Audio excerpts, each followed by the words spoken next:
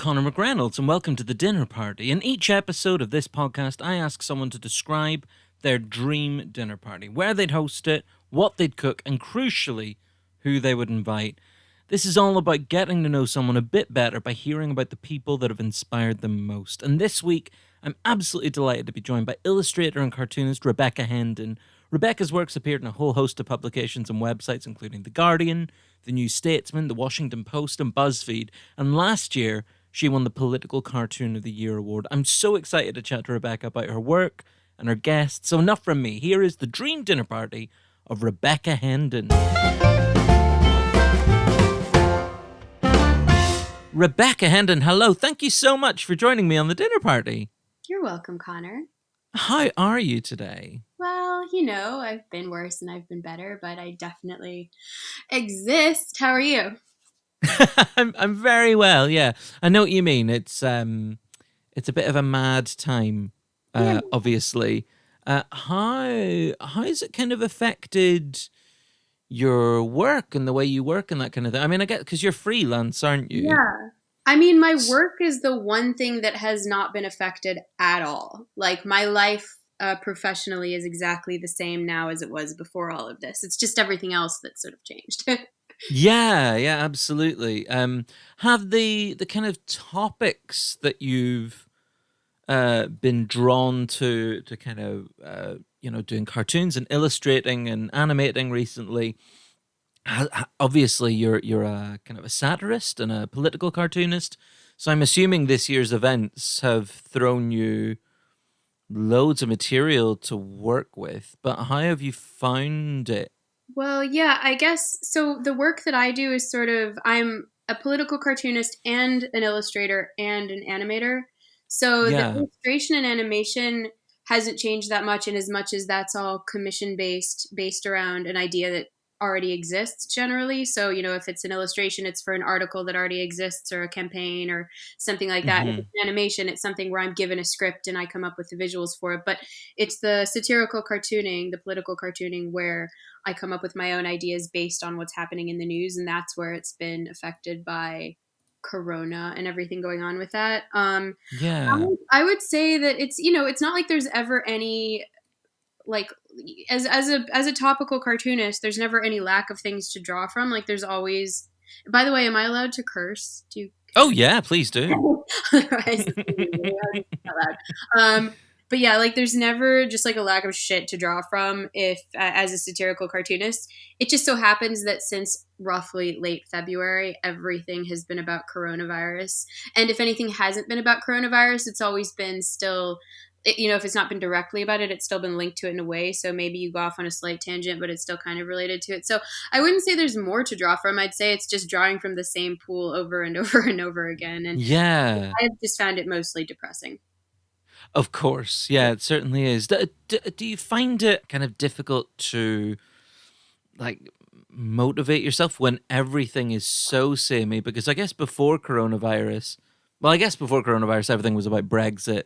Hmm. But when you're kind of so focused and everything's so focused on one news story, is it difficult to find variety and to really feel excited by different ideas, or is that the kind of fun of the challenge for you? Well, for me, no, just because I don't think I get my motivation and excitement to work based on the topics that I'm working with, weirdly, or maybe not weirdly. I don't know how other people are, but um, like, my motivation to do stuff doesn't come from being like, oh my god, I get to draw something about coronavirus or I get to draw something about Brexit. It's almost Yeah. completely unrelated to what I'm doing at work. So, like, basically, if I'm excited about other things in the rest of life, then I'll be able to work on anything and be happy with it.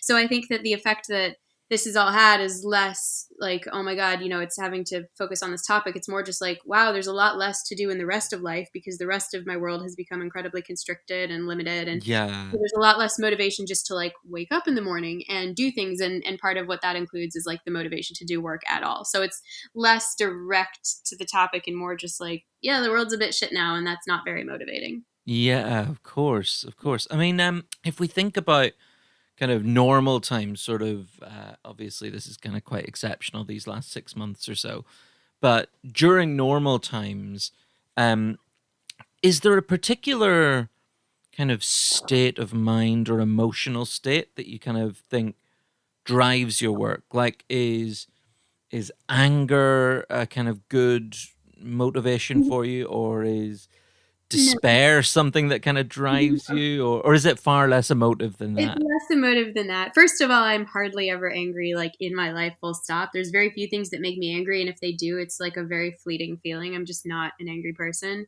Uh, Okay. I'd say I'm quite a sad person, but again, this isn't really directed at like I don't know. It's not directed at one thing. I find the situation of the world, if you can call it that, everything that's going on, Hmm. quite sad. But whether that's coronavirus or like people treating refugees badly or climate change or just whatever it is, I'm just like that's all really sad. Um, Yeah. but like that doesn't drive me. Like I don't know. I feel quite practical in the way that I approach my work because even though I could see how it might seem like this sort of thing, like in the arts, I think people view these as like very emotive industries. Um, Yeah. I have like a super practical approach to my job, which is that it's a job. And so like I'm not sure even though I care a lot about it and I want everything to look good and I want it to like, drive ideas home and really hit people in an emotional way, maybe my emotional connection to it is probably less than someone viewing it, I would imagine. Like I just sort of, I come up with the idea and I do it and I just hope that it means something to someone else, but I feel relatively detached from it. I hope that Wow. I don't know if that's going to make me sound like a cold person. It's just that I've been doing it for so No, no, long. I don't think so at all. Yeah. I And so think like I think that's really interesting. even if it's something I feel a lot about, like, take like the refugee crisis. Like I feel so much about that. Like if I were to read a news story about that, I would start crying. But as I'm making work about it, I am far less in that headspace. Like it becomes more of a task to be completed rather than engaging with the subject itself, weirdly. That's really, really interesting. And I really admire it. I mean, is like I do a bit of stand up comedy and stuff, Yeah. and there are areas that I would love to talk about. I am quite a political person. I'm interested in issues of social justice and that kind of thing. But when I get so angry about something, I just can't translate that into funny. It just comes across as very angry, which isn't very enjoyable for the audience.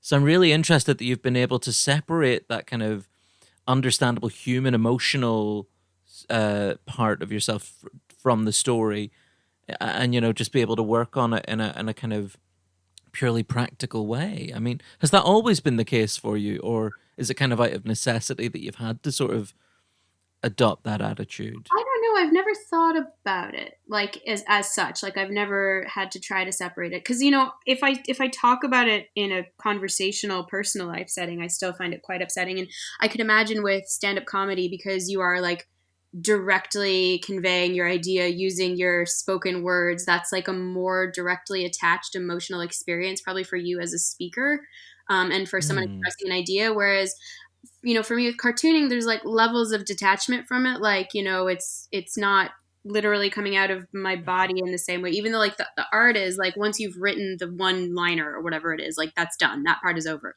The rest of it is Yeah. executing a task. And then you don't have to be there watching people sort of engage with it either, which I think can also be part of what makes, a conversation or a performance of speaking words emotional. Like I just think there's a lot more levels of detachment between you, what you're saying, and people receiving it that makes it maybe easier to not feel like upset or angry the whole time, I suppose. Yeah, yeah, I understand that.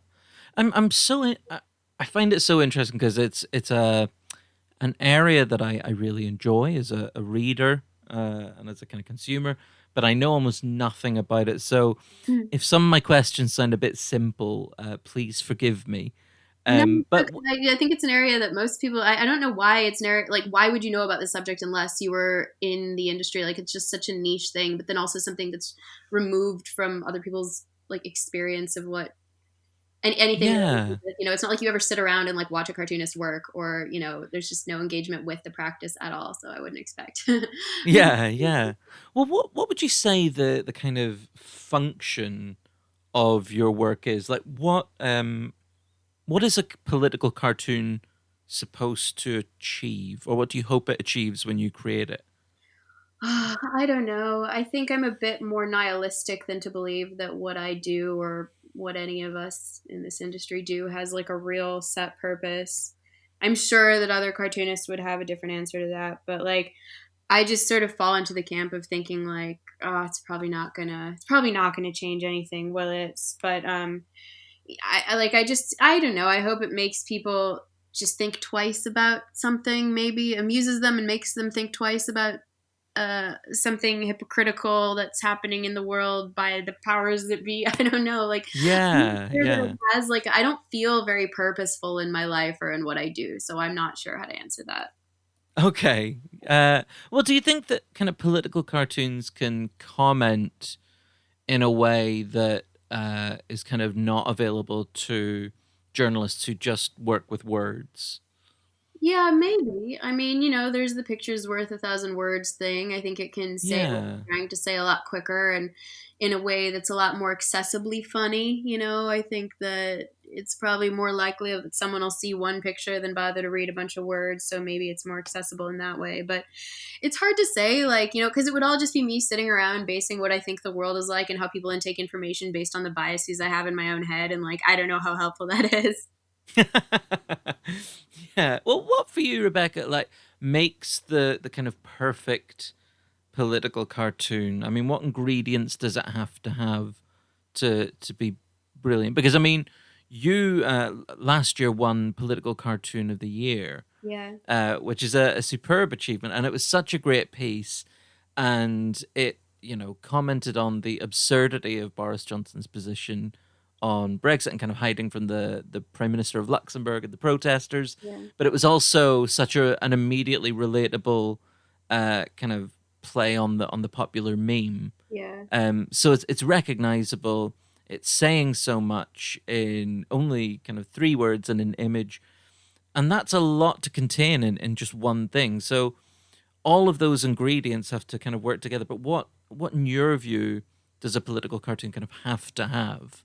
My God, I don't know. I don't know. Like, anything prescriptive about anything, but especially not about stuff like this. Like, I don't like all the stuff I would say would be quite general. It would be like, it shouldn't be the same as all the other political cartoons that day or that week, because that's the one thing that I just find annoying when I look at a cartoon and there's like 4 other cartoons that have basically made the same joke. I'm like, well, you could have done better than that. Like, make sure it's not that. Um, Yeah. but other than that, like, I just feel like if it marries a few of the ideas in the news. So, like, if you take the main, I don't know if the cartoon that cartoon you're talking about did it, because this is what I worry about. I could be like, there's like the 3 things that need to be in a really good cartoon, and I'll be like, actually, I don't follow any of those rules. But like, so I'm less talking about what my own work does and more like what I would like to see in other people's, which is like if it marries a few different ideas, like maybe the main story and 1 or 2 of the other sub stories, sort of finds a way to smash them together, maybe references something from popular culture. I just think the fewer words, the better. And as long as it is like instantly like readable, funny, like as long as it's something within about 2 seconds of looking at it. Like, I think if you have to look at it for longer, I find myself just a little bit, I don't know. I feel like because most things are viewed online, which is such a quick turnaround culture, that Yeah. probably the most important thing is just that it can cut through all of that noise. But again, I don't know if my stuff does that. That's just what I see and think works best usually. Yeah, yeah. You mentioned there that it should kind of have, or ideally, the ones that you like maybe don't contain much text. Hmm. And obviously, I've looked at some of your work. Some of it has no text, Hmm. and it speaks volumes on its own. Some of it, like your award-winning cartoon, has a very small amount of text. And then some others have a bit more text to kind of provide context. How important is that relationship between the image and the text? And uh, it may vary for you, but do you find that you kind of come up with the idea for the image first and then maybe you have to add text? Or do you have an idea of text and image sort of? I'm sure it's a too vague a question to answer, but for you, what's that relationship like? And kind of, are you drawn more to one than the other, I guess?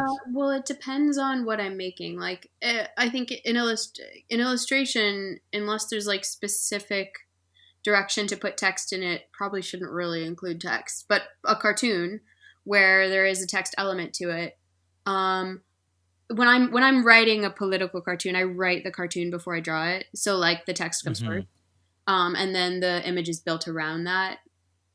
But Okay. yeah, so I always like when I am pitching an idea to whichever publication I am doing the cartoon for that day.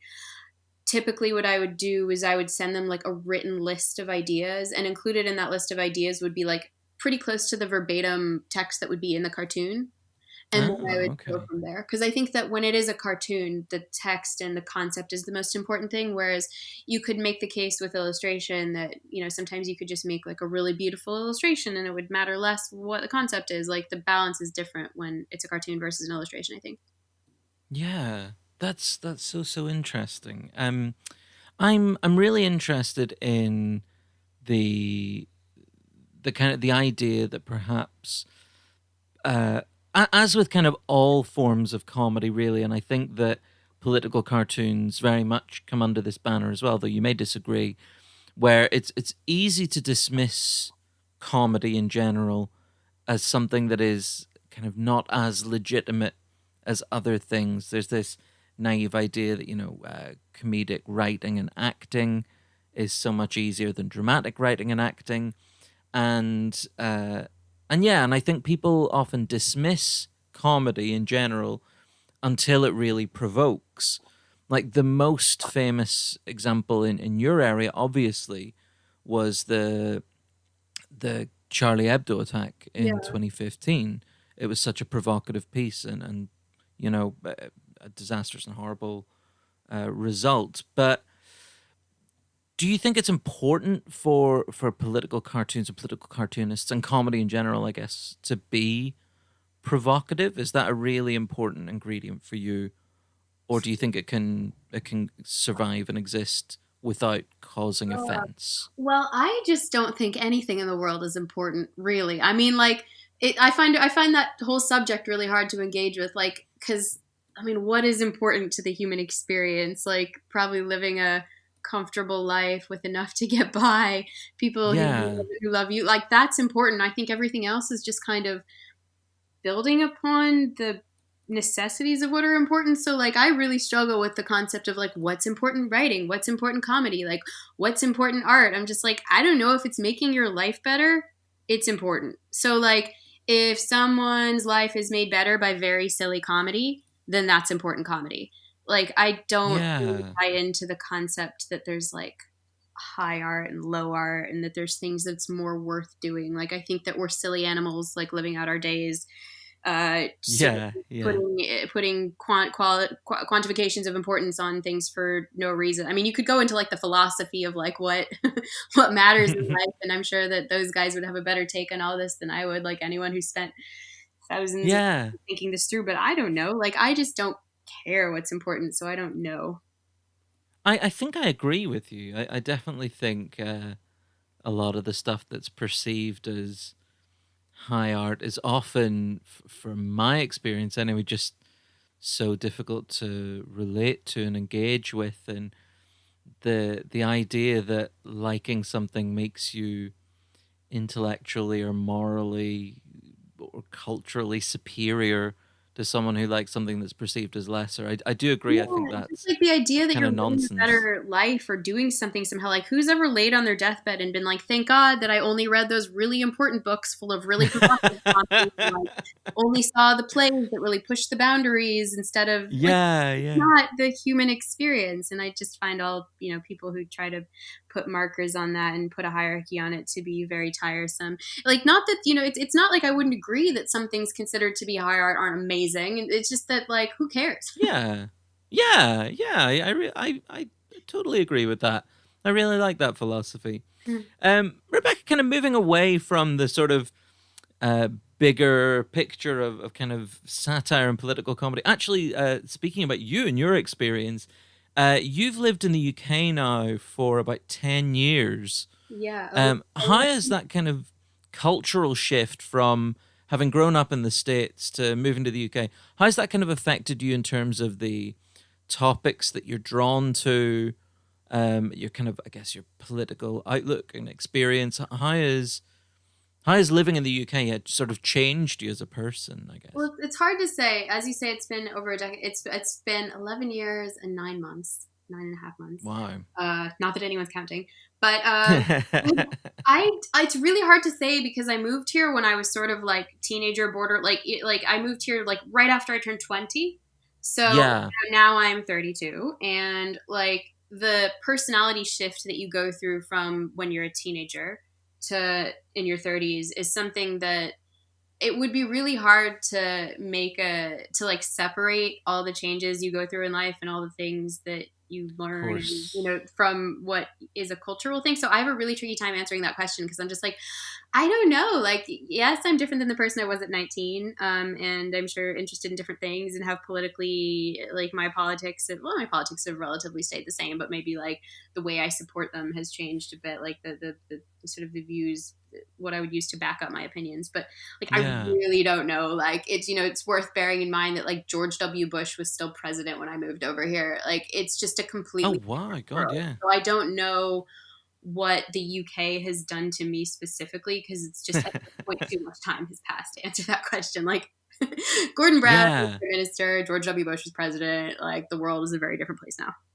Oh my God, yeah, it really is. That's mad. God, and like in the space of 12 years, how much things have changed. That Yeah. is really sobering. Wow. Uh, well, Rebecca, I'm so grateful that you've made the time to chat to me about your dream dinner party.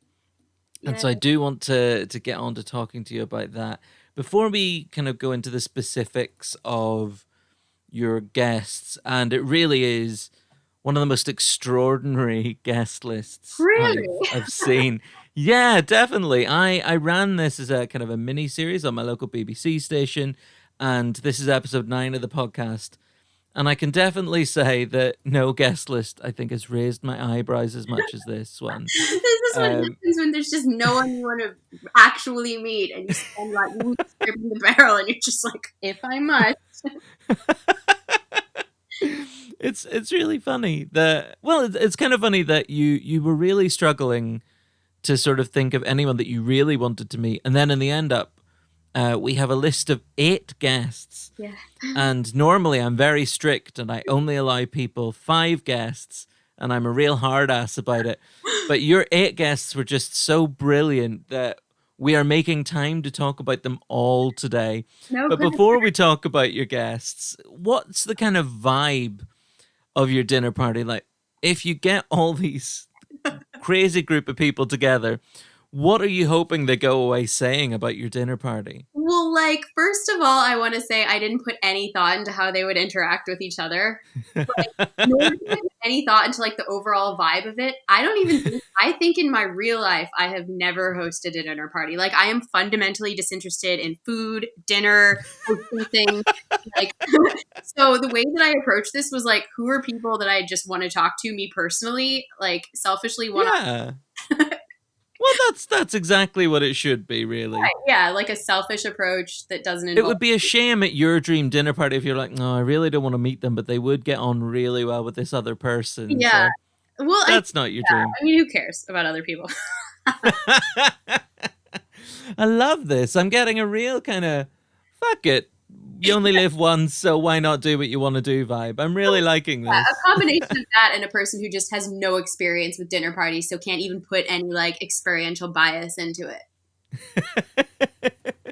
Well, that's brilliant. So I know this is another very difficult question, but where, if you could get all these group of people together anywhere on planet Earth or even beyond, Mhm. where do you think you would like to host your dream dinner party? So, is this like in 2020 September during Corona times, or are we just like suspending reality for this question? I think, based on your guest list, we are absolutely suspending reality today. Okay. So Well, I think anywhere, any when, anyhow. Go for it. I just, like in space would be good. Like inside somewhere with gravity and oxygen, but in space, just because the view would be nice. Like I think somewhere with a nice Yeah. view of Earth, but like an alcohol supply. So That's fantastic. So I'm picturing like a cocktail bar attached to the International Space Station. yeah, kind of yeah, thing. because like we wouldn't want to have to be near the people doing work on the space station. We don't want to get in their way, and it would be awful. Of course. Yeah. Like, know. Actually, probably one of them is, considering who one of my guests is, but I don't know. Yes, yeah. Well, let's chat about your first guest. He is a character from Ian McEwan's Atonement. Yeah. And this guy did not have an easy time of it. He was portrayed by James McAvoy in the movie version. Uh-huh. You're inviting the character of Robbie Turner from Atonement. Okay, so I didn't know that was his name. Like, I want to just background into my choice here. This wasn't, I haven't read Atonement the book. I've only seen the movie once. I did not recognize the character's name or any other character's name. I don't remember what happened in the movie. But I thought, basically, I was just like, who's the hottest person I've ever seen? And it's James McAvoy's character in Atonement. Like, I have no interest in meeting, like, the real James McAvoy, because, like, what's my interest in meeting actors? Like, why do I want to meet actors? They're just actors. Like, that's not interesting. But if I could meet him in character as this person who is extraordinarily hot and perfect because he's a character, that would be that. So that was my thought of inviting him. Was I just want to have a really, really hot person there. I really didn't want to make that assumption. Yeah. Well, when I saw it, I thought, oh, it might be because he's just really sexy. He's really sexy. But then I thought, I'm going to give her more credit than that. No, I deserve more credit. Like, I didn't.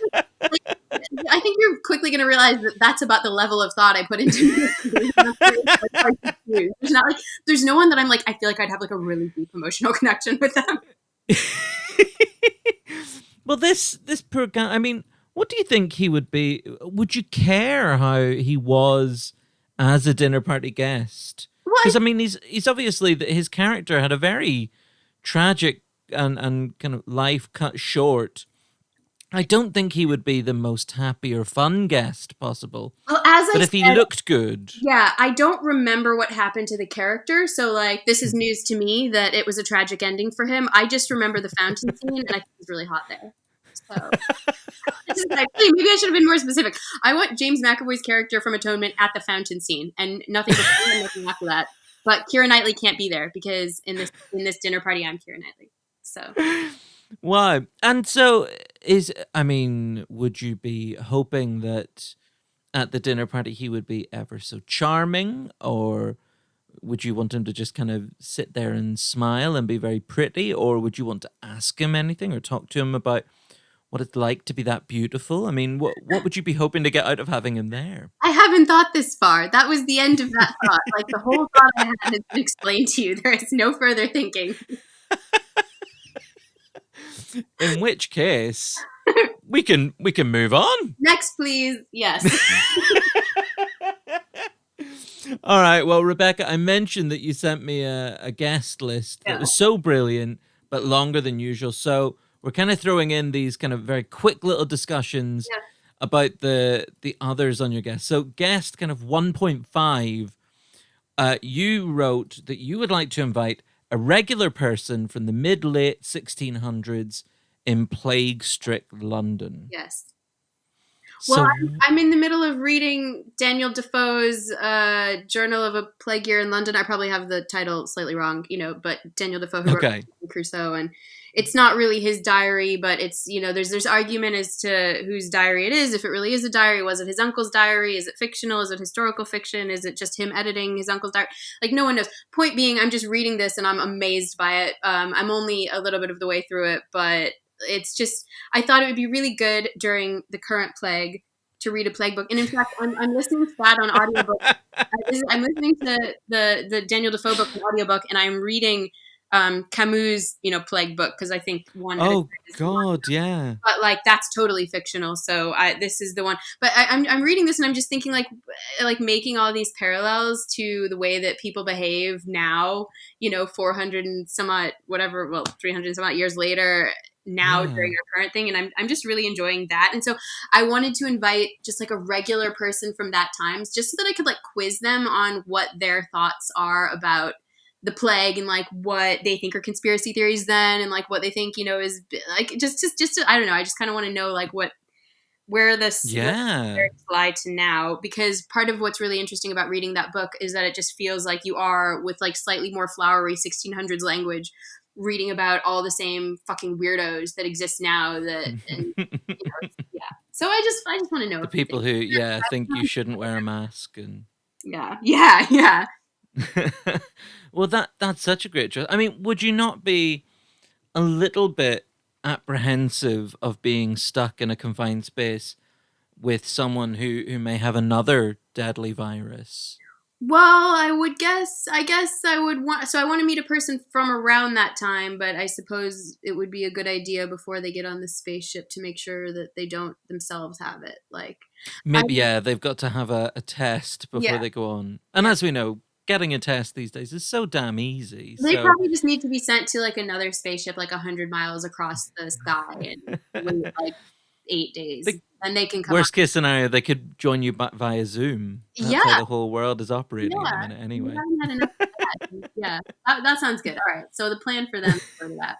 But there, yes, I am historically interested in that regular person. And I'm not interested in like any famous person from that time because I just want to know what it would just be like to be a normal person around London at that time. I think that would be the most interesting because like that's the only, I mean, that's the experience that would be good from any. Yeah. Like, I'm just like, this is what I've struggled with your dinner parties. Like there's just so few people who are like of note from any time I want to meet. I'd just rather speak to like normal people from different times to find out what their lives were like.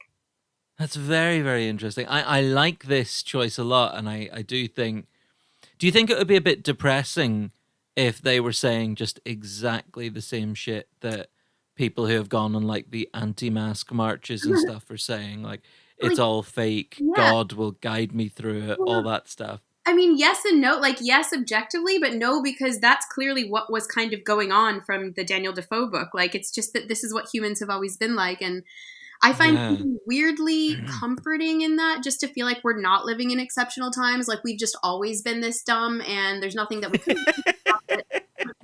We're doomed to be this way. There is a really weird comfort to be taken from that, Yeah. actually. Yeah. Yeah. We've been, It's not you. no. It's just we're dumb animals and Yeah. always have been and always will Yeah. be. Well, your next guest is someone who writes in a wonderful way about us dumb animals. Mhm. He's kind of made a career out of looking at the more unusual side of life. You're inviting journalist and author John Ronson. Yeah. Well, So he's when did you first become a John Ronson fan? like 2000 and early 2018 maybe. Feel like that's when I read his first book. I'm sure I knew who he was before that, like I'd heard him on podcasts and stuff, but I think Yeah. it was like around January 2018 I started reading his books, and I think I read the first one and I liked it so much that I read his entire bibliography in like 2 months. Oh, uh, wow. Oh, yeah, my God. I love his work. I love the way he writes. I love that there's no pretense about it. It's extremely accessible. Like he's not trying to sound like there's one thing that really bothers me about journalists, like people who sort of ostensibly write as journalists, is when they then try to like add this layer of it where they're just trying to sound like very high and mighty and very smart and all these things, which sort of ends up just making them less accessible to communicating their message, which I think is the most important thing when you're sort of writing nonfiction and trying to communicate a real story. And so I love the way he Yeah. writes because it's at once elegant but also like extraordinarily accessible. Like I challenge anyone not to be able to get into his work. And he writes about such interesting, like offbeat things and covers all these areas that even if they end up getting press later down the road, he's kind of always been the first person to get onto them. So a lot of the stuff that he's historically covered, maybe like 5-10 years later or longer than that, ends up becoming stuff that gets sort of thrust into the mainstream, whether it's like, things like Alex Jones and stuff that he's just been covering for years. But I just Yeah. love all of his work, and it's so diverse and about so many different things. So he's like maybe the one most serious answer that I'd have to this question, just because with it, I'd actually like to ask him loads about his work and about the people he's met and the experiences he's had, and try to get him to tell stories that aren't in any of the books or podcasts. Just, yeah.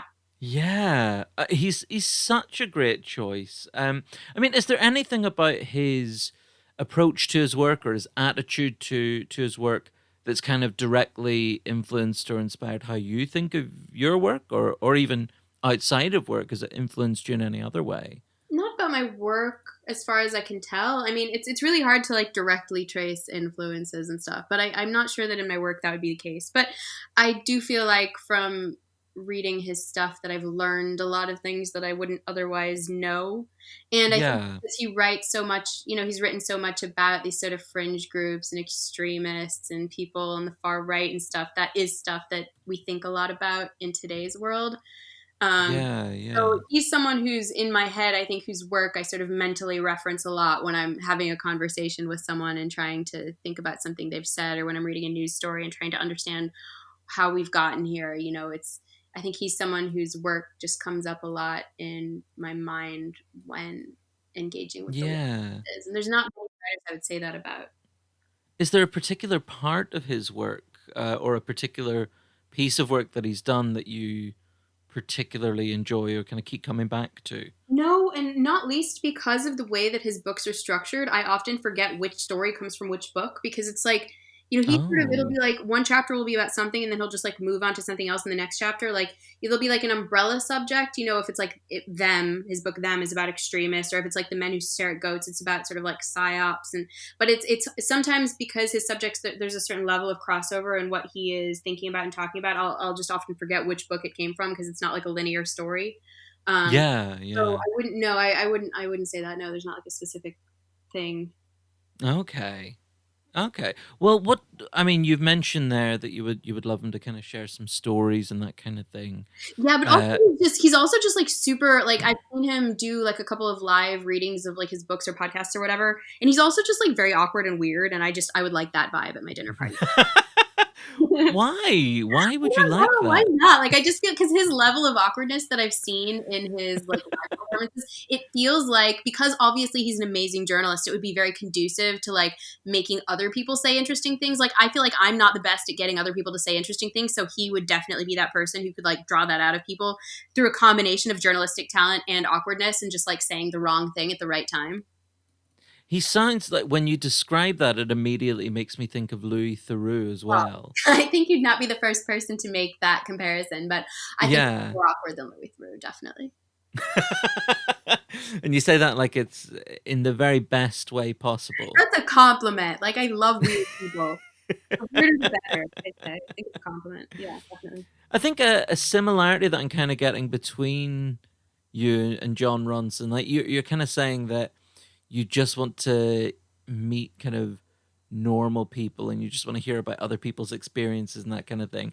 Obviously, John Ronson has met a lot of kind of extraordinary people, Mhm. but it sounds like you're both very curious Oh, yeah, people. me and John Ronson are basically the same person. That is a fair Thank you for recognizing that truthful fact. I'm brave enough to say it where others might not have had the guts to No say it one else yet, will but ever say yeah. that, but that's only because they're cowards.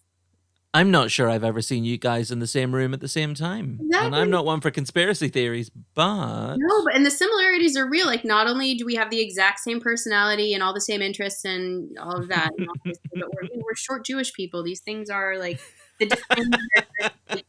Yeah, like we're definitely the same person. Wow, I'm so glad to finally be able to say that out loud. well, he's such a great choice. I think he'd be a really fascinating dinner party guest. Your third guest is absolutely horrid, but in a brilliant way. You're inviting the woman who gave Ariel legs in The Little Mermaid, the villainous Ursula. Yeah. So Why would you invite someone so horrible? so again, like with all my other choices, I don't actually really know anything about her. I haven't seen The Little Mermaid for like 25 years. Um, but my thinking was that I really like octopuses and I really like magic and like so at first I was gonna be like, oh, I want to just like invite a person who can do magic, like a wizard, like not any specific wizard from any book or story. I just Sure, like to yeah. have a wizard. But then I was like, well, I would also like to have a sea creature. And then I thought of Ursula because she is both a sea creature and magic, and I just think that that's like a really good crossover area. It's such a great reason to invite her. And again, like I was reading, a little bit about you and some of your attitudes to work and stuff before we chatted. I've seen that you've spoken about the need in your area to kind of be proactive and to create opportunities in the area of work that you're in, and you've done that very successfully. Do you think there's a defense to be made of Ursula in her attempts to kind of replace King Triton as ruler of the I oceans? have to She's say, just being proactive. the reason that there's anything online about me and proactivity was that I was once commissioned to make some art about proactivity and therefore to have opinions about it. But I would say personally, if you want to be proactive, be proactive. If you don't want to be proactive, don't be proactive. Like, I don't care. Like with her, again, I don't really remember the story. It's just that she's a magic octopus, and I just think that would be nice for the dinner party. That is a brilliant. I mean, beyond being half octopus and being magic, do you think there are any other qualities she might bring to your dinner party?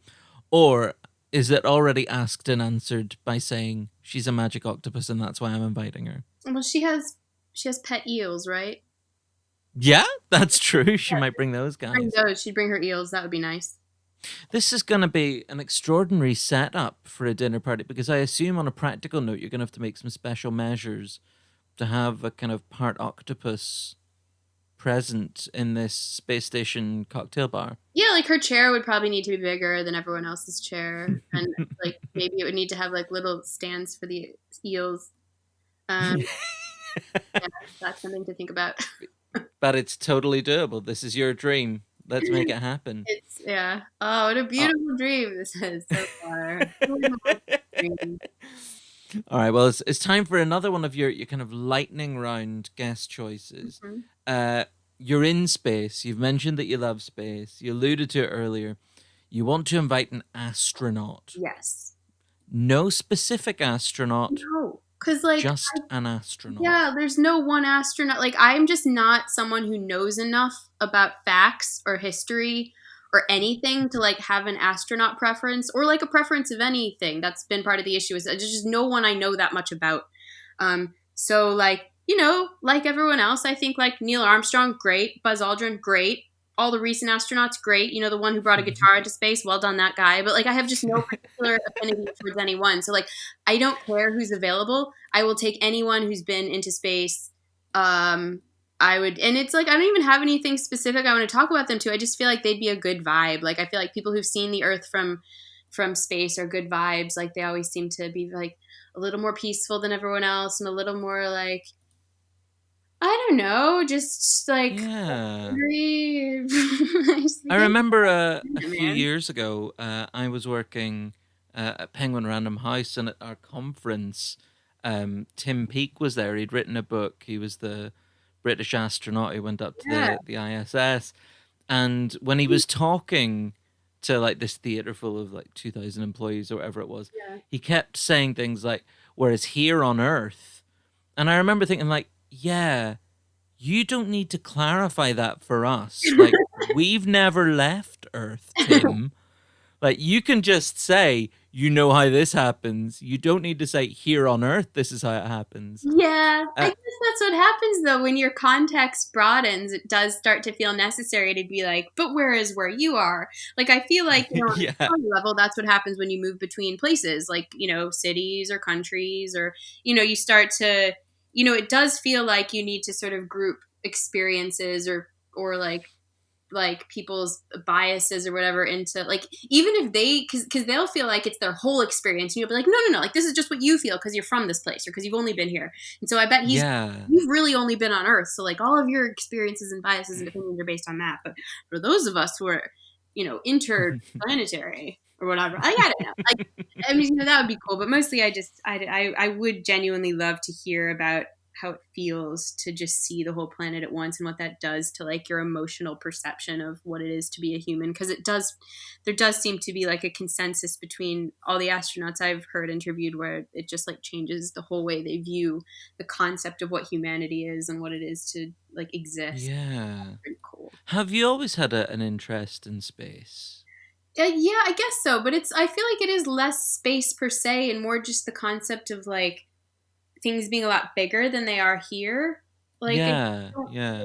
I really struggle to feel like things matter, like anything matters. Like, well, I don't know. There'll be like a moment, it's like today I'm having kind of a shitty day and it feels like everything's really hard and everything matters. But like at the same Mm. time, it's like, it's really hard to then step back from that for a minute and be like, objectively this matters, like it just feels like objectively nothing does. And like I think that's what I like about space, is it's sort of like the confirmation that we're just tiny and we don't matter. And Yeah. like how are you supposed to feel like any part of your experience as a human means anything when you're just a speck on a speck inside of another speck inside of another speck? Oh my God, this is giving me an Oh existential crisis my right here, right now. god. Is there anything, because obviously going to space is extremely dramatic. It's a huge thing. You have to train pretty much your whole life to get there, and it's probably not accessible to people like you and me.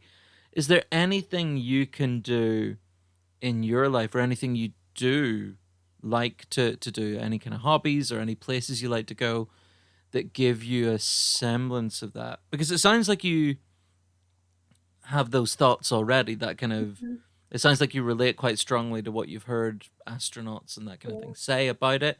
So what can you do in your day-to-day life to get that sense of No, proportionality or perspective? I have no hobbies. I have zero hobbies, and especially zero hobbies related to space. Like the closest I could say that I have to a space hobby is that like when the moon is bright and in the right place, I look out my window and I'm like, "Hey, buddy, pretty cool that you're there." Like I think, a couple months ago, I got drunk and like danced at the moon. oh yeah. I'm inside of my flat looking out the window. But yeah, that's the closest that I have to like a moon hobby. Sometimes when I'm on a walk, I'll just like stop and stare at it for a long time.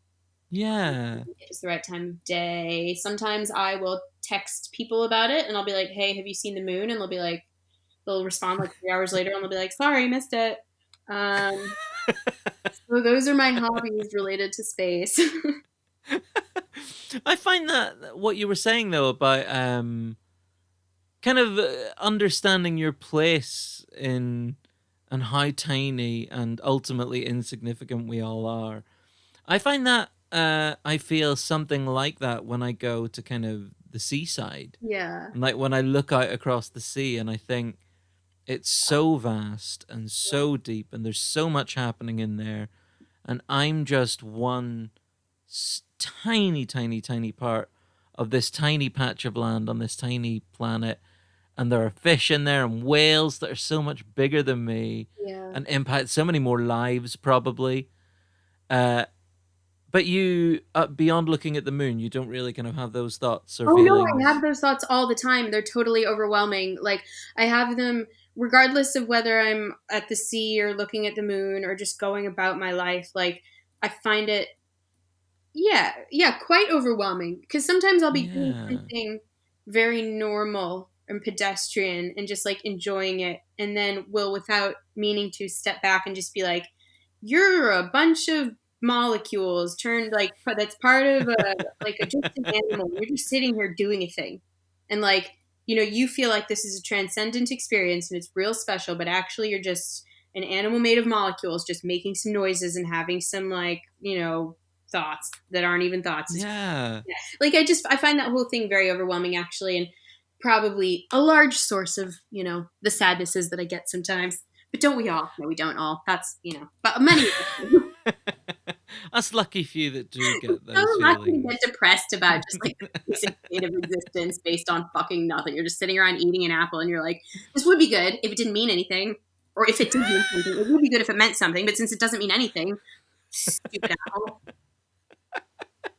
So, do you think there would be a kind of comfort to be found in hearing an astronaut share those thoughts and kind of say, "You're not alone in thinking this. I feel it too. I felt it here." Well, Or is it not about that? I think it's less about that because I think you can meet other like-minded people and have it's like we're having this conversation. Like you've clearly thought that before. Like I think that many people. Yeah. I think I'm just interested in hearing it from like a cosmic perspective, and maybe interested in hearing it from someone who I don't know if they would have felt that way before. I'm interested in like the turnover of thoughts that happen like once you do see the Earth from that perspective, because I haven't seen it. So like maybe you end up not feeling depressed about how large the universe is. Maybe it has an opposite effect. Maybe you start to feel like actually we're all pretty connected and it's important, or Hmm. maybe it's a sense of importance. Like I don't know, I'm sure it's different for every astronaut. It's not like there's one astronaut personality, but like yeah, I don't think I just like to this is just another person who's experience I would just like to sit and listen to. And I hope that they would get along with Ursula and James McAvoy from Atonement. I bet they would. How could they not? How could they- Well, your next guest is someone a little bit closer to home. An Italian painter whose work is said to have ushered in what we consider kind of modern painting. Mhm. His work's absolutely stunning. You're inviting Michelangelo Caravaggio. Is his first name Michelangelo? So I don't even know that much. Like, I know nothing about these people. Like, I just like Caravaggio because he was the painter that fought people and was like a real reprobate. He was a real asbo and got into a lot of fights and got exiled a lot. And that's why I've invited him. But I didn't even bother to learn his first name. Well, this is interesting. You knew that much about him. I'm also very interested if that's the aspect of his personality that you knew about.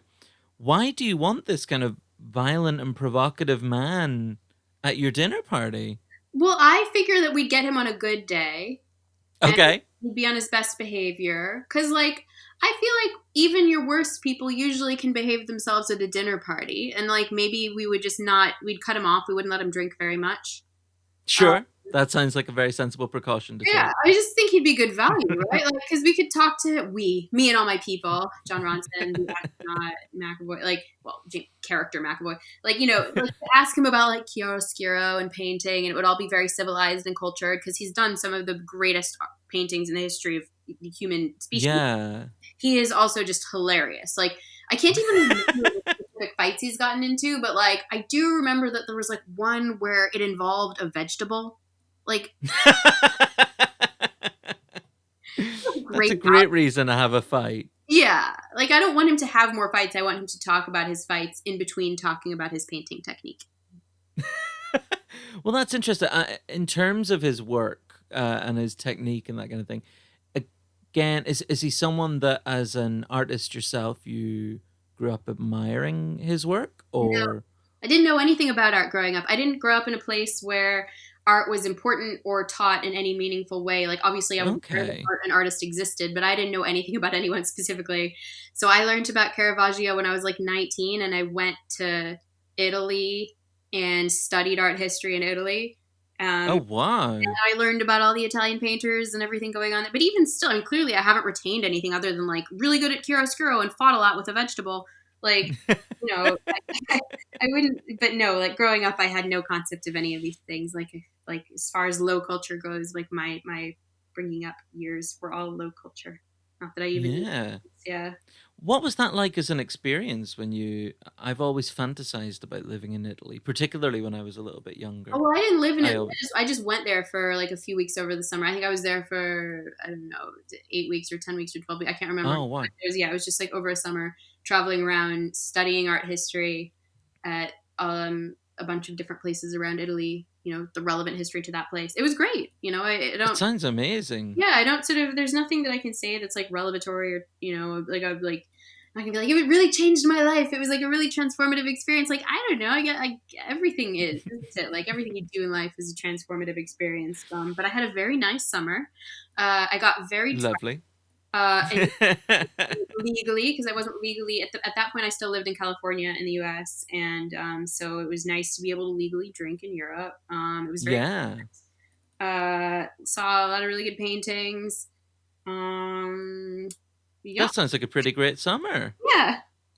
Very cool. Yeah. If you have Caravaggio there at this cocktail bar attached to the ISS, yeah, with all your other guests, if you can ask Caravaggio anything, assuming that he's not punching McAvoy or throwing vegetables at Ursula, what would you like to talk to him about? Again, nothing specific, because this would require me to have done research to find out what done. But I think I would just, I don't know, I'd do with him what I do with everyone, is I just start chatting to him and somehow a few minutes in get him to like tell me interesting things about his life. I feel like he's got a good jumping off point because I know that he's an interesting person with a lot of different facets to him. So it's not, I wouldn't, you know, there's not like one fight or one painting I would ask him about, but I would just chat to him for a few minutes and find out where he'd be best like pushed at conversation, and then I would just push him in that direction. But I wouldn't know till he was there. And that's why he's coming. That is true. Yeah. He's a kind of a wild card Well, then. Well, I guess they all are. yeah, like there's not even Ronson, who I've read all of his work. There's not like one thing I want to ask him about. I'd want to like get him there and then see where the conversation goes. Yeah. Well, that seems entirely reasonable. Yeah. In fact, it almost seems unreasonable of me to ask you how that conversation would go. I now feel bad Yeah, you are for trying to pigeonhole you. you are a total like who plans out what they're going to say to people before they get there? Only sociopaths. All right. Well, with this one, you might not have had a lot of, you might not have thought a lot about what you would want to say to this guest, but I get the sense that asking about this, there should be something that would pop to mind immediately. Your final kind of lightning round guest, you're inviting a normal cat, but with the power of speech. Yeah. So, unlike Astronaut Choice, this is no particular cat. This isn't a cat you grew up with that you wish could speak. This is just generic cat. Any cat, yeah. I mean, yeah, I don't even really care if it's an indoor or outdoor cat. Like, I would just like to talk to a cat. And, you know, I don't think it's important that the cat has had any particular experiences. I just kind of want to know what it's like to be a cat. That's all. What do you think a cat would be like as a dinner party I guest? don't know, and that's why I want to invite a cat to the cat, because it's like that is an unknown quantity. That's a mystery. You could know you live with your cat for 15, 20 years and you still don't know anything about that cat. And True. so I want to just have a cat there and I just want to chat. And I want to ask it really basic things. I want to be like, do you understand what do you understand how big your world is and how big the world outside of your world is? Like, what do you think about the person who feeds you? Like, do you understand that? Like, just like real basic shit I want to ask this cat. Did you grow up kind of owning cats or anything? Or Yeah, we had 2 cats growing up at my dad's house. That we got when I was like 7, I think. But then Yeah. we died 4 years later. I named her. Oh. There were 2 cats. They were twin girl cats, and my sister got to name one, and she named it Tiger, and I got to name the other one, and I named it Double Digit Dang It Overdue Hendon. And I was informed that this was like a weirdly long name, but I think I doubled down. Like, I think first I called it Double Digit, but then I added the rest. After I'd been told Double Digit was too long. And yeah, she died when she was 4 because my dad like misunderstood the feeding instructions and fed her too much, and she got fat and got cat diabetes and had to be put down. Oh no. So, R.I.P. Double Digit Dang It Overdue Hendon. Tiger lived for longer. So yeah, we grew up with those cats. And there were some other cats, you know, at my mom's house, and sort of lived with her from time to time. And she would get some cats and get rid of cats and get more cats. So there's always been cats. But I've always really liked them. I feel very like spiritually connected to cats. So. I mean, there's this perception, I think, amongst maybe people who aren't cat people, and I'm a cat person. I've got 2. Yeah. They're the best. What are your cats' names? Bert and Ernie. Bert and Ernie. We love Bert and Ernie very much. They're the silliest cats in the world. I think non-cat people think that cats are kind of a bit snooty and a bit haughty and a bit uptight. Mm-hmm. Do you think that's a fair way to describe cats, or do you think there's more to them than that? We don't know, and that's why I want to have a cat to I don't want to go around characterizing cats without ever having been able to speak to one. That is Mano y mano. so true. Yeah. I now realize that everything I've ever thought about my cats is completely unfair because I'm judging them without having their side of the story. Exactly. And I will come back to you after that. I will let you know what this cat says, and I will make sure to ask it if it has any like knowledge on the larger cat community. I would love that. Yeah, if there's like a secret cat Facebook that they're all on or something. Definitely is. Yeah. All right. Well, Rebecca, your final guest is one of the most celebrated and most controversial comedians of all time. He's a fascinating choice for a final guest. You're inviting Lenny Bruce. Sure am. Yeah. So, is Lenny Bruce someone that you would consider yourself a fan of? Yes, in as much as I'm a fan of anything, like I'm a really shitty fan, as in like there's like nothing I care about that much. Like, yeah, like when I'm thinking about Lenny Bruce, I'm like, that guy's cool, and then as soon as I stop thinking about him, I forget he exists, and that's kind of like the kind of fan I am about everything I'm a fan of.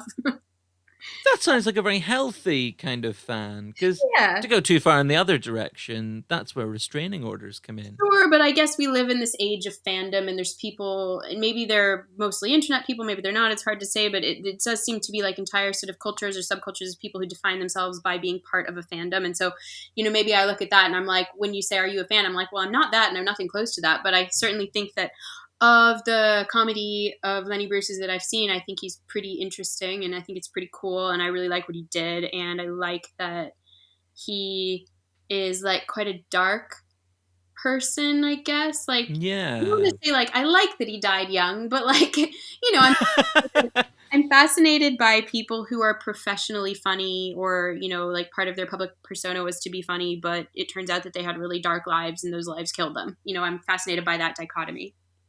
Yeah. Well, of the guests that you are inviting, Caravaggio died young. Hmm.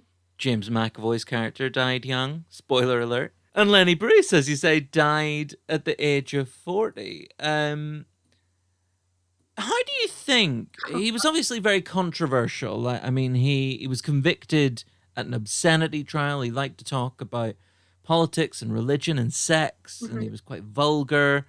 And that was what kind of made him stand out. But in an environment like today's, where it's just increasingly difficult to shock an audience, how do you think he would fare?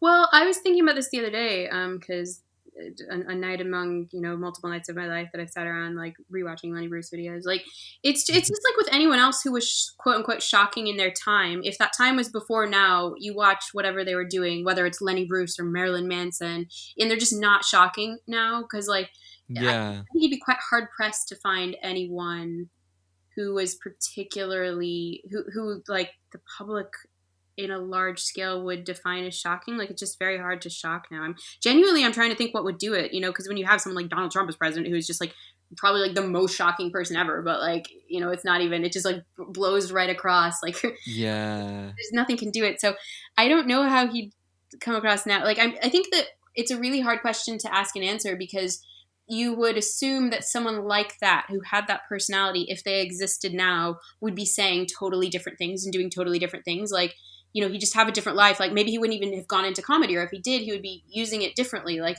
he just wouldn't be telling the same jokes or doing the same thing. But one thing I really like about him is that even though you watch his routines and you have Hmm. to watch them understand, like mentally imagining the context of the time he was living in when you're watching them and just going like, yeah, that was shocking because this was not okay to say then. And, you couldn't say this about religion. You couldn't say this about relationships or whatever.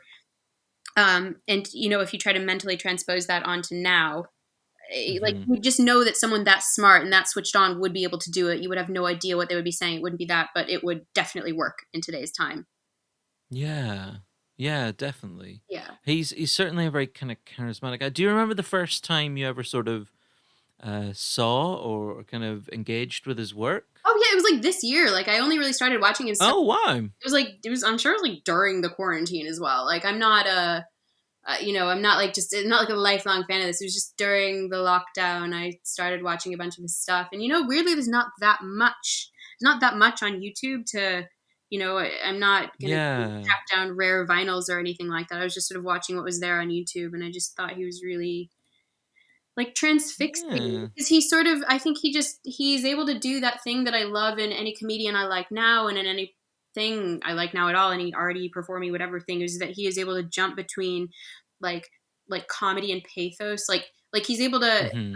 I just really I think it was the Steve Allen show thing he did where he's like he starts off and you're just laughing at his jokes and laughing at his jokes, and then he does that thing about like being all alone and it want to cry, and it's sort of that like the thing I always compare it to now is like Fleabag, where she jumps between things that are making you laugh out loud and things that just make you Yeah. cry the next minute. And because people who are able to do that really quickly are able to tap into something about like to make you experience emotion in a way that I think is a lot rawer than people who can't do that, because they have like, I can't remember who I was reading who was talking about this, but it was like, if someone can make you laugh really hard and then instantly like pull you into a really dark place and make you cry, they've just like opened you up to this whole other level of experiencing emotion that you wouldn't have had if Wow. you weren't laughing really hard the minute before that. And so it just makes it Yeah. a completely like more intense experience. And I think that's what I like about what he does is it's just the ultimate. He's one of those guys basically. God, it sounds like it would be a really profound experience, like being around him. I Maybe. mean, is that what? Do you think it would just be kind of to sort of experience him? Is that why he's there, or would you be hoping for a bit of a routine, some No, stories? no, I'd never be hoping for a routine because the one thing I would never do is hope that someone's like performance vibe was like their actual personality. Because like that's, I mean, I'm sure you can relate to this. Like Yes, that's yeah. a trail of tears. Like you don't know. Like that. But from just listening to him be interviewed a little bit and listening to him talk, like I just suspect he'd be like a very complex, interesting person to talk to. And because I was struggling so much to think of people to have at this thing, because I'm just like there are no celebrities really that I want to meet. Like why would I want to meet any famous people for the most part? But he was just someone who popped into my head who I was like, I like him. Like just more on like someone whose art that I like and I think would make an interesting chat and would probably just be really nice to sit next to and talk to and hear Yeah. a little bit from before they tragically die at the end of the dinner party. Like that'd be nice. I totally agree. He would be absolutely fascinating. I mean, obviously uh, the time he was in, what he represented at that time as well. But even some of his life experiences, like he was a soldier in World War II, I didn't even and know that. I told you I have done no research. well, that's my little gift for you. If you do ever manage this space cocktail party with Lenny Bruce, now you know that he was also a soldier. Yeah, so But you yeah, have two soldiers there. Interesting. two soldiers. That's what I was thinking. He and McAvoy's character would Yeah. have a great chat about their war Which is experiences. perfect because like then they can just get on, talk to each other, and I can like talk to the magic octopus. Like around. Rebecca, that it's truly the most extraordinary group of guests I've ever had on this podcast, or indeed that I've ever heard of collected together. We've got James McAvoy's character from Atonement, a regular person from 1600s Plague London, John Ronson, Ursula from The Little Mermaid, an astronaut, Caravaggio, a normal cat with the power of speech, and Lenny Bruce. It's gonna be so much fun. It's going to be so much fun. No, One thing I like to ask yeah, people, yeah. usually with just 5 guests, but yours is a bit more of a difficult challenge with 8. But I still want to ask it, even if there isn't an answer to it. Sometimes with guest choices, there's like a common thread that goes through all of them. So there are people who are, really confident in their identity, or there are people who are really like inspired, or there's something that I can kind of say I see this quality in each and every guest. Do you think there's anything like a common thread through your guest choices? Well, okay, so 2 of them are animals. 2 of them I would shag. Uh, I won't tell you who the other one is, who isn't James McAvoy's character from Atonement. We all know it's Ursula. We all know it's Ursula. What else? There's uh, one writer, one scientist. A common thread. I mean, no. That objectively, there is no common. I mean, they're all pretty extraordinary. Like, even looking at it all, I'm kind of thinking that, like, John Ronson might, or maybe McAvoy might be the least extraordinary. But they're still extraordinary. I mean, I really hate to think of James McAvoy's character from Atonement listening to this. I just think that's offensive. Robbie Turner, if you're listening to this somehow in the year 2020, I am wholeheartedly apologetic. Apparently in the afterlife, because he's dead, so yeah. I rewatched that movie this morning to remind myself of his story. So to hear that you're only inviting him because he's a fitty, that one... I'm still glad I watched it, but yeah, I feel like I was over-prepared for a discussion about McAvoy's character. Like, basically, your over-preparedness has met my under-preparedness. You've reached, like, the golden ratio point in the middle. It wouldn't have worked. I love this, yeah. I love the middle ground we've arrived at. Well, Rebecca, the last thing to decide for this extraordinary group is what you would be eating. Are you an enthusiastic cook? No, I don't cook. I don't really like food. Uh, I would probably do like a potluck thing. Like I'd be like everyone. Like I'd be like I will provide the booze. You all bring the food you want to eat because I'll just bring some like fruit and yeah. Excellent.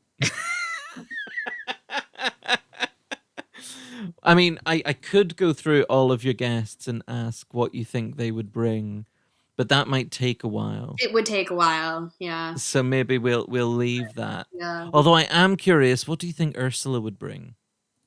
I just like chopped up mer people. She hates mer people, right? I guess if it's the tail part, you could get like a really good mermaid steak. Yeah, I don't know about like the anatomy of mer people and which part tastes best, but I don't mind. Like we're in space, we can't be choosy. That is so true. Fantastic. So it's going to be a boozy potluck dinner with some fruit. Rebecca, it's truly, I think, the most amazing dinner party I've ever heard of. How does it sound to you all summed up like that? Well, it's making me really sad because we are still existing in like pandemic world, and so, like, it's just, first of all, legally we're not allowed to be around more than 6 people, so they've got 2 more people than are legally allowed to be there. I think you're okay. Ursula doesn't fully qualify as a person, and one of them's a cat. Oh, that's true. So I think you could there's got to be a loophole you could find Yeah, there. no, damn, I shouldn't be depressed then. I should just be excited. Like, I don't know. I'm sure I feel great. I'm so happy to have had this like magical imaginary journey that will definitely happen if I just like commit my life to my goal of making it happen. Absolutely, yeah. Get yourself a dream board, and if you can picture it, it will happen. If you build it, they will come. Yeah. Exactly. Rebecca, I have so enjoyed this. Thank you so much for taking the time. If our lovely listeners want to stay across your work and see a bit more of what you do, how can we stay in touch with you? You can Google my name, which is Rebecca Hendin, and if you don't spell it right, Google will correct you, so don't worry. And then you will find your choice of website or social media. You know, I do Twitter, I do Instagram, I have a website, all that shit, you know. Excellent. Well, what I'll do is I will also add links to all of those things in the episode description. And yeah, so I would thoroughly encourage. I mean, I love your illustrations, and I've spent so long over the last few days just looking through your website. Well, all I'll say is I'm a huge fan, and I'm very, very grateful that you took the time to chat to me. Rebecca, thank you so much, and hopefully speak to you again. Yeah, thank you. Thanks, Rebecca. Bye. Bye.